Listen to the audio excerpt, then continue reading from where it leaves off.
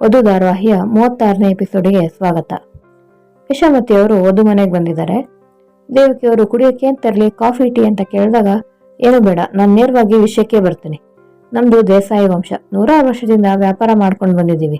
ಸತ್ಯಂವದ ಧರ್ಮಾಂಚರ ಅನ್ನೋ ತರ ಜೀವನ ನಡೆಸ್ಕೊಂಡು ಬಂದಿದ್ದೀವಿ. ಎಲ್ಲೇ ಅನ್ಯಾಯ ನಡೆದ್ರೂ ಅದನ್ನ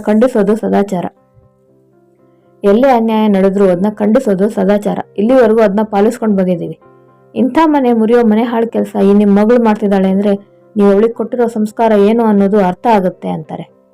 ಶಂಕರ್ ಅವರು, ನನ್ನ ಮಗಳ ಬಗ್ಗೆ ಕೇವಲವಾಗಿ ಮಾತಾಡಬೇಡಿ, ಅವಳೇನು ಅಂತ ಗೊತ್ತಿಲ್ಲದೆ ಸುಖ ಸುಮ್ಮನೆ ಅಪವಾದ ಹೊರಿಸ್ಬೇಡಿ. ಒಳ್ಳೆ ಸಂಸ್ಕಾರ ಹೇಳ್ಕೊಟ್ಟಿದ್ದೀನಿ. ಅಷ್ಟು ವರ್ಷದಿಂದ ಲಾಯರ್ ಕೆಲಸ ಮಾಡ್ತಿದ್ರು, ಇವಳಿನ್ನೂ ಮಾನವೀಯತೆ ಮರ್ತಿಲ್ಲ. ಅಂಥದ್ರಲ್ಲಿ ಮನೆ ಹೊಡೆಯೋ ಕೆಲಸ ಹೇಗೆ ಮಾಡ್ತಾಳೆ? ದಯವಿಟ್ಟು ನಿಮ್ಮ ಮಾತನ್ನ ವಾಪಸ್ ತಗೊಳ್ಳಿ ಅಂತಾರೆ. ಯಶೋಮತಿಯವರು, ನಿಮ್ಮ ಮಗಳು ಮಾಡಿರೋ ತಪ್ಪನ್ನ ಎಲ್ಲರ ಮುಂದೆ ಒಪ್ಕೊಂಡು ಕ್ಷಮೆ ಕೇಳಿ ನೋಡಿ. ಹಾಗಾಗೋದಾದ್ರೆ ನಾನು ಮಾತನ್ನ ವಾಪಸ್ ತಗೋತೀನಿ ಅಂತಾರೆ. ತರಂಗ ಪ್ರಿಯಾಂಕಾಗೆ ಕಾಲ್ ಮಾಡಿ ಇಲ್ಲಿ ನಡೆಯೋ ಮಾತುಕತೆಯನ್ನ ಅವಳು ಕೇಳೋ ಹಾಗೆ ಮಾಡಿರ್ತಾಳೆ. ವೀಕ್ಷಿತ ಆದಿಗೆ ಕೆನ ಕಾಲ್ ಯು ನಾವು ಅಂತ ಮೆಸೇಜ್ ಮಾಡ್ತಾಳೆ. ಅವನು ಓಕೆ ಅಂದಾಗ ವೀಕ್ಷಿತ ಕಾಲ್ ಮಾಡಿ ಬಾಯಿಗೆ ಬಟ್ಟೆ ಅಡ್ಡ ಹಿಡ್ಕೊಂಡು ಮಾತಾಡ್ತಾಳೆ. ವೀಕ್ಷಿತ, ಅರಿ ಓಕೆ, ಯಾಕೆ ಡಲ್ ಆಗಿದೆಯಾ ಅಂತ ಕೇಳಿದಾಗ, ಸ್ವಲ್ಪ ಡಿಸ್ಟರ್ಬ್ ಆಗಿದ್ದೀನಿ ಅಣ್ಣ, ಸ್ವಲ್ಪ ಪ್ರಾಬ್ಲಮ್ ಅಲ್ಲಿದ್ದಾನೆ. ನೀವು ಫೋನ್ ಮಾಡಿದ್ಮೇಲೆ ಮನಸ್ಸು ರಿಲ್ಯಾಕ್ಸ್ ಆಯ್ತು ಅಂತ ಆದಿ ಹೇಳ್ತಾನೆ. ವೀಕ್ಷಿತ, ಮನಸ್ಸಲ್ಲಿ ಇರೋದು ಹೇಳ್ಕೊಂಡ್ರೆ ಇನ್ನೂ ರಿಲ್ಯಾಕ್ಸ್ ಆಗುತ್ತೆ. ನೀನ್ ಯಾಕೆ ಡಲ್ ಆಗಿದೀಯಾ ಅಂತ ಅಲ್ದಿನ ಅವ್ರು ಯಾರು ಕೇಳಲಿಲ್ವಾ ಅಂದಾಗ ಆದಿ, ಇಲ್ಲೊಬ್ಳು ಕೇಳಿದ್ಲು, ಬಟ್ ಅವಳ ಹತ್ರ ಬಂದ್ರೆ ನಂಗೆ ಇರಿಟೇಟ್ ಆಗುತ್ತೆ. ಯಾವಾಗ್ಲೂ ಅದು ಇದು ಅಂತ ನನ್ನ ಹಿಂದೆನೆ ಓಡಾಡ್ತಿರ್ತಾಳೆ, ಏನೇನೋ ಮಾತಾಡ್ತಿರ್ತಾಳೆ, ತುಂಬಾ ಹಿಂಸೆ ಆಗುತ್ತೆ ನಂಗೆ. ಅಂತವಳು ಬಂದು ನನ್ನ ಬಗ್ಗೆ ವಿಚಾರಿಸಿದಾಗ ಸಮಾಧಾನಕ್ಕಿಂತ ಜಾಸ್ತಿ ಅಸಮಾಧಾನನೇ ಆಗುತ್ತೆ ಅಂತಾನೆ. ವೀಕ್ಷಿತ ಬೇಜಾರಲ್ಲಿ, ಸರಿ ನಂಗೆ ಸ್ವಲ್ಪ ಕೆಲಸ ಇದೆ, ಫೋನ್ ಇಡ್ತೀನಿ ಅಂತ ಹೇಳಿ ಕಾಲ್ ಕಟ್ ಮಾಡ್ತಾಳೆ. ವೀಕ್ಷಿತ ಅಂತ ಗೊತ್ತಿಲ್ಲದೆ ರೋಕ್ಸ್ ಕಾಲ್ ಮಾಡಿದಾಳೆ ಅಂತ ಅಂದ್ಕೊಂಡು ಆದಿ ತುಂಬಾ ಖುಷಿ ಆಗ್ತಾನೆ. ಗೀತಾ ಅವರು, ನಿನ್ ಬಗ್ಗೆ ಅವ್ರು ಅಷ್ಟೆಲ್ಲ ಮಾತಾಡ್ತಿದ್ರು, ಏನು ಮಾತಾಡ್ದೆ ಸುಮ್ಮನೆ ನಿಂತಿದ್ಯಲ್ಲ, ಮಾತಾಡಕ್ಕೇನೆ ಅಂತಾರೆ. ಯಶೋಮತಿಯವರು, ತಪ್ಪು ಮಾಡಿರೋವ್ರ ಬಾಯಲ್ಲಿ ಹೇಗ್ ಮಾತು ಬರುತ್ತೆ ಹೇಳಿ ಅಂದಾಗ ದೇವಕಿಯವರು, ನೀವು ದೊಡ್ಡವರು, ದೊಡ್ಡ ಮನುಷ್ಯರು ಇರ್ಬೋದು, ಆದ್ರೆ ನನ್ನ ಮಗಳ ಬಗ್ಗೆ ಕೇವಲವಾಗಿ ಮಾತಾಡೋಕೆ ನಿಮ್ಗೆ ಅಧಿಕಾರ ಇಲ್ಲ. ಮೇಡಮ್, ಇಷ್ಟು ವರ್ಷ ನನ್ನ ಮಗಳು ಇದೇ ಕೆಲಸ ಮಾಡ್ಕೊಂಡು ಬಂದಿದ್ದಾಳೆ. ಇದುವರೆಗೂ ಯಾರೊಬ್ರು ಅವಳ ಕಡೆ ಬೆರಳು ಮಾಡಿ ನೀನ್ ತಪ್ಪು ಮಾಡಿದ್ಯಾ ಅಂತ ಹೇಳಿಲ್ಲ. ನೀವು ಇವಾಗ ಬಂದು ಅವಳ ಮೇಲೆ ವಿನಾಕಾರಣ ಆಪಾದನೆ ಹೊರಿಸಿದ್ರೆ ನಾನು ನಂಬಕ್ಕೆ ತಯಾರಿಲ್ಲ ಅಂತಾರೆ. ಯಶೋಮತಿಯವರು, ಮಕ್ಕಳು ಮಾಡಿರೋ ತಪ್ಪನ್ನ ಬಿಟ್ಕೊಳ್ಳದೆ ಇರೋದು ಎಲ್ಲಾರ ಮನೆಯಲ್ಲಿ ಸರ್ವೇ ಸಾಮಾನ್ಯ. ಆದ್ರೆ ಮಕ್ಕಳು ಮಾಡಿರೋ ತಪ್ಪನ್ನ ಸಮರ್ಥಿಸಿಕೊಳ್ಳೋದಿದೆಯಲ್ಲ, ಅದು ಇನ್ನೊಂದು ದೊಡ್ಡ ತಪ್ಪು ಅಂತಾರೆ. ಈ ಕಡೆ ಸಾರ್ಥಕ್ ಮನೆಯಲ್ಲಿ ಯಶೋಮತಿ ಅವ್ರ ರೂಮಿಗೆ ಬಂದಾಗ ಅಲ್ಲಿ ಪ್ರಿಯಾಂಕಾ ಕೂತಿರ್ತಾಳೆ. ನೀನ್ ಇಲ್ಲೇನ್ ಮಾಡ್ತಿದ್ಯಾ ಅಂದಾಗ, I think this is an important call for you ಅಂತ ಫೋನ್ ತೋರಿಸಿದಾಗ ಅದರಲ್ಲಿ ಯಶೋಮತಿ ಅವ್ರ ವಾಯ್ಸ್ ಕೇಳುತ್ತೆ. ನೀವಿವತ್ತು ನಿಮ್ಮ ಮಗಳಿಗೆ ತಿದ್ದಿ ಬುದ್ಧಿ ಹೇಳದೆ ಇದ್ರೆ ಅವಳ ಭವಿಷ್ಯಕ್ಕೆ ತೊಂದರೆ ಆಗುತ್ತೆ ಅನ್ನೋದನ್ನ ಮರಿಬೇಡಿ ಅಂತ ಹೇಳೋದು ಕೇಳುತ್ತೆ. ಸಾರ್ಥಕ್, ಅಮ್ಮ ಎಲ್ಲೋಗಿದ್ದಾಳೆ ಅಂದಾಗ ಪ್ರಿಯಾಂಕಾ, ವಧು ಮನೆಗೆ. ಐ ಥಿಂಕ್ ಅವರಿಗೆ ವಧು ನಮ್ ಡಿವೋರ್ಸ್ ಲಾಯರ್ ಅಂತ ಗೊತ್ತಾಗಿದೆ ಅಂತ ಹೇಳ್ತಾಳೆ. ಸಾರ್ಥಕ್ ಕೂಡ್ಲೆ ಹೊರಗಡೆ ಹೋಗ್ತಾನೆ.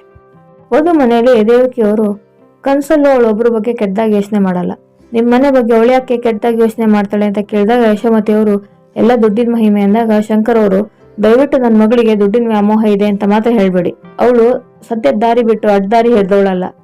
ಇವಳು ಹಾಕಿರೋ ಲಾಯರ್ ಕೋಟಿಗೆ ಯಾವತ್ತೂ ಮೋಸ ಮಾಡಲ್ಲ ಅಂತಾರೆ.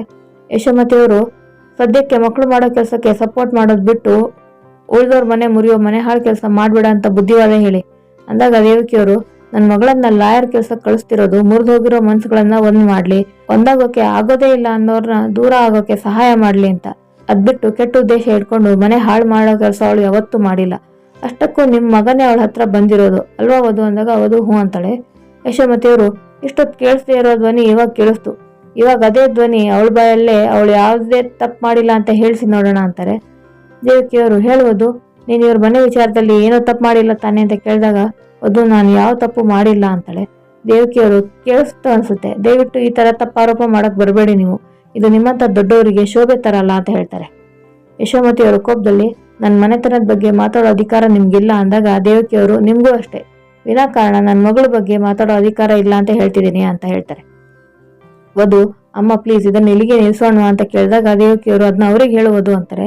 ಯಶೋಮತಿಯವರು, ಇನ್ನೊಂದ್ಸಲ ಈ ತರ ಸುದ್ದಿ ನನ್ನ ಕಿವಿ ಮೇಲೆ ಬಿದ್ರೆ ಪರಿಣಾಮ ಚೆನ್ನಾಗಿರಲ್ಲ, ಇದನ್ನ ಎಚ್ಚರಿಕೆ ಅಂತ ಆದ್ರೂ ತಿಳ್ಕೊಳ್ಳಿ, ಬುದ್ಧಿ ಮಾತು ಅಂತ ಆದ್ರೂ ತಿಳ್ಕೊಳ್ಳಿ ಅಂತ ಹೇಳ್ತಾರೆ. ಈ ಕಡೆ ಪ್ರಿಯಾಂಕಾ ಯಶೋಮತಿಯವ್ರ ಫೋಟೋಗೆ ಹಾರ ಹಾಕಿ, ಅಲ್ಲಿ ನಡೀತಿರೋ ರಗಳೆಗೆ ನಿಂಗೆ ಹಾರ್ಟ್ ಅಟ್ಯಾಕ್ ಆಗಿ ಹೋದ್ರೆ ನಾನೇ ಬಂದು ನಿಂಗೆ ಹಾರ ಹಾಕಿದ್ರೆ ಏನ್ ಚೆನ್ನಾಗಿರುತ್ತಲ್ಲ ಯಶೋಮತಿ, ನನ್ನ ಅಣ್ಣನ ಫೋಟೋಗೆ ಇಷ್ಟು ವರ್ಷ ಆದ್ರೂ ನಾನು ಹಾರ ಹಾಕಿರ್ಲಿಲ್ಲ, ಮೊದ್ಲು ನಿನ್ ಫೋಟೋಗೆ ಹಾಕ್ತೀನಿ, ಆಮೇಲೆ ನಮ್ಮ ಅಣ್ಣನ ಫೋಟೋಗೆ ಅಂತ ಹೇಳಿ ಹಾರ ತೆಗೆದು ಬಿಸಾಕಿ ಹೋಗ್ತಾಳೆ. ಶಂಕರ್ ಅವರು ಸುಜಿತ್ ಹತ್ರ, ಕ್ಷಮೆ ಇರಲಿ, ನೀವು ಮಾತಾಡೋಕ್ ಬಂದಾಗ ಈ ತರ ನಡೆಯುತ್ತೆ ಅನ್ಕೊಂಡಿರ್ಲಿಲ್ಲ, ಲಾಯರ್ ಆಗಿರೋ ನಿಮ್ಗೆ ಏನು ಅನ್ಸಲ್ಲ ಅನ್ಕೊಂಡಿದೀನಿ, ಈ ಕೇಸ್ ಅಂತ ಬಂದಾಗ ಸೋತಿರೋರಿಗೆ ಅಥವಾ ಸೋಲ್ತಿರೋರಿಗೆ ಬೇಜಾರಾಗೋದು ಸಹಜ ಅಲ್ವಾ? ಯಶೋಮತಿ ಅವರು ವಧು ಬಗ್ಗೆ ತಪ್ಪಾಗಿ ತಿಳ್ಕೊಂಡು ಆರೋಪ ಮಾಡಿದ್ದಾರೆ. ಅವ್ರಿಗೆ ಅದನ್ನ ಸಾಬೀತು ಮಾಡೋಕ್ಕೂ ಆಗ್ಲಿಲ್ಲ.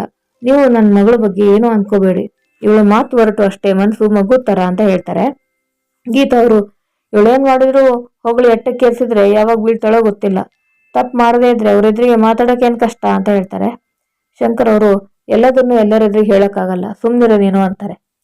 ಸುಜಿತ್ ಹತ್ರ ವಧುನು ಮದ್ವೆಗೆ ಒಪ್ಕೊಂಡ್ಲು, ನಿಮಗೂ ಮದ್ವೆಗೆ ಅಭ್ಯಂತರ ಇಲ್ಲ, ನಿಮ್ ತಂದೆ ತಾಯಿನ ಬರೋಕ್ ಹೇಳಿದ್ರೆ ಮದ್ವೆ ಬಗ್ಗೆ ಮಾತಾಡ್ಬೋದು ಅಂತ ಶಂಕರ್ ಅವರು ಹೇಳಿದಾಗ ಸುಜಿತ್ ಇದ್ರ ಬಗ್ಗೆ ಪ್ರಿಯಾಂಕಾ ಹತ್ರ ಡಿಸ್ಕಸ್ ಮಾಡೋದು ಒಳ್ಳೇದು ಅಂತ ಅಂದ್ಕೊಂಡು ನಂಗೆ ಯೋಚನೆ ಮಾಡೋಕೆ ಟೈಮ್ ಬೇಕು ಅಂತ ಹೇಳ್ತಾನೆ. ಶಂಕರ್ ಅವರು ಸುಜಿತ್ ಯಾಕೆ ಮದ್ವೆ ಬಗ್ಗೆ ಏನು ಹೇಳದೆ ಹೋದ್ರು ಅಂದಾಗ ವಧು ಅದು ವ್ಯಕ್ತಿನೇ ಆಗಿ ವಸ್ತುನೇ ಆಗ್ಲಿ ಬಲವಂತವಾಗಿ ಪಡ್ಕೊಳಕ್ಕಾಗಲ್ಲ, ಅವ್ರೇನ್ ಹೇಳ್ತಾರೋ ಕಾಯೋಣ ಅಂತಾಳೆ. ಅವಾಗ ಗೀತಾ ಅವರು ಇವತ್ತು ಮಾತಾಡೋದು ನೋಡಿದ್ರೆ ಈ ಮದ್ವೆ ಆಗೋದು ಡೌಟು ಅಂತ ಹೇಳಿ ಹೋಗ್ತಾರೆ. ಶೋಭಾ ಅವರು ನಾನು ಇದಕ್ಕೆ ಹೆಣ್ಮಕ್ಳನ್ನ ಕೆಲಸ ಕಳ್ಸೋದು ಬೇಡ ಅಂದಿದ್ದು, ನನ್ನ ಮಾತು ಯಾರು ಕೇಳ್ತಾರೆ, ಇವಾಗ ಅನುಭವಿಸಿ ಅಂತ ಹೇಳ್ತಾರೆ. ಯಶೋಮತಿ ಅವರು ಮನೆಗೆ ಬಂದು ಸಾರ್ಥಕ್ ಮನೆಗೆ ಬಂದ ಅಂತ ಕೇಳ್ತಾರೆ. ವೀಕ್ಷಿತ ಇಲ್ಲ ಅತ್ತೆ ಅಂತ ಹೇಳಿದಾಗ ಸಾರ್ಥಕ್ ಬಂದ್ರೆ ನಾನು ರೂಮಿಗೆ ಬರೋಕ್ ಹೇಳು ಅಂತ ಹೇಳ್ತಾರೆ. ಸಾರ್ಥಕ್ ವಧು ಮನೆಗೆ ಬರ್ತಾನೆ. ನಿಶಾ ಸೋಫಾದಲ್ಲಿ ಕೂತೇನೋ ಬರೀತಿರ್ತಾಳೆ. ಇದು ವಧು ಮನೆ ಅಲ್ವಾ ಅಂದಾಗ ಅಲ್ಲ ಅಂತಾಳೆ. ಸಾರ್ಥಕ್ ವಾಪಸ್ ಹೊರಟವಾಗ ಬನ್ನಿ ಇಲ್ಲಿ, ಇದು ವಧು ಮನೆ ಅಲ್ಲ, ಅವ್ರ ಅಪ್ಪನ ಮನೆ, ನೀವು ವಧು ಫ್ರೆಂಡ್ ಅಂತ ಕೇಳ್ತಾಳೆ. ಸಾರ್ಥಕ್ ಒಂಥರ ಹಾಗೇನೆ ಅಂತ ಹೇಳಿದಾಗ ವಧು ತುಂಬಾ ಬೇಜಾರಲ್ಲಿದ್ದಾಳೆ. ನೀವು ಅವಳನ್ನ ಸಮಾಧಾನ ಮಾಡ್ತೀರಾ ಅಂತ ಕೇಳ್ತಾಳೆ. ಸಾರ್ಥಕ್ ಅದಕ್ಕೆ ಬಂದಿದ್ದೀನಿ ಅಂದಾಗ ಅವಳು ಮೇಲ್ಗಡೆ ಇದ್ದಾಳೆ ಅಂತ ಹೇಳಿ ಅವನನ್ನ ಮೇಲ್ಗಡೆ ಕಳಿಸ್ತಾಳೆ. ಸುಜಿತ್ ಪ್ರಿಯಾಂಕಾಗೆ ಕಾಲ್ ಮಾಡಿ ನಾನ್ ಮದ್ವೆ ಬಗ್ಗೆ ಯೋಚನೆ ಮಾಡ್ಬೇಕು, ಟೈಮ್ ಬೇಕು ಅಂದಾಗ ವಧು ಮುಖ ನೋಡ್ಬೇಕಿತ್ತು, ಫುಲ್ ಇಳ್ದೋಗಿತ್ತು. ನಾಳೆ ಮದ್ವೆ ಬಗ್ಗೆ ಕೇಳೋಕೆ ಶಂಕರ್ ಅವರು ಕಾಲ್ ಮಾಡೇ ಮಾಡ್ತಾರೆ, ಏನ್ ಹೇಳೋದು ಅಂತ ಕೇಳ್ತಾನೆ. ಪ್ರಿಯಾಂಕಾ ನಾನು ಹೇಳೋ ತನಕ ಏನು ಹೇಳ್ಬೇಡಿ ಅಂತ ಹೇಳ್ತಾಳೆ. ತರಂಗ ಪ್ರಿಯಾಂಕಾ ಹತ್ರ ಬಂದು ಇವತ್ತು ದೊಡ್ಡಮ್ಮ ವಧು ಹೇಗ್ ಬೇದ್ರು ಗೊತ್ತಾ, ಸರಿ ನೀನ್ಯಾಕೆ ನಮ್ಮನಲ್ಲಿ ಕಳ್ಸಿದೆ, ನಿಂಗ್ಯಾಕೆ ವಧು ಮೇಲೆ ಕೋಪ, ಅವಳಿಗೆ ತೊಂದ್ರೆ ಯಾಕೆ ಕೊಡ್ತಿರೋದು ಅಂತ ಕೇಳಿದಾಗ ನೀನೇನೋ ಪ್ರಶ್ನೆ ಕೇಳಬಾರ್ದು ಅಂತಾನೆ ನಿಂಗಷ್ಟು ದುಡ್ಡು ಕೊಡ್ತಿರೋದು, ನಿಂಗೆ ಉತ್ತರ ಬೇಕಾ ದುಡ್ಡು ಬೇಕಾ ಅಂತ ಕೇಳಿದಾಗ ತರಂಗ ನಂಗೆ ದುಡ್ಡೇ ಬೇಕು ಅಂತ ಹೇಳ್ತಾಳೆ. ಸಾರ್ಥಕ್ ಯಶೋಮತಿ ಅವರಿಗೆ ಡಿವೋರ್ಸ್ ವಿಷಯ ಹೇಳಕ್ಕಾಗತ್ತಾ? ಸುಜಿತ್ ಮದ್ವೆಗೆ ನಿಜವಾಗ್ಲೂ ಒಪ್ಕೋತಾನ? ಮುಂದಿನ ಸಂಚಿಕೆಯಲ್ಲಿ ನೋಡೋಣ. ಧನ್ಯವಾದಗಳು.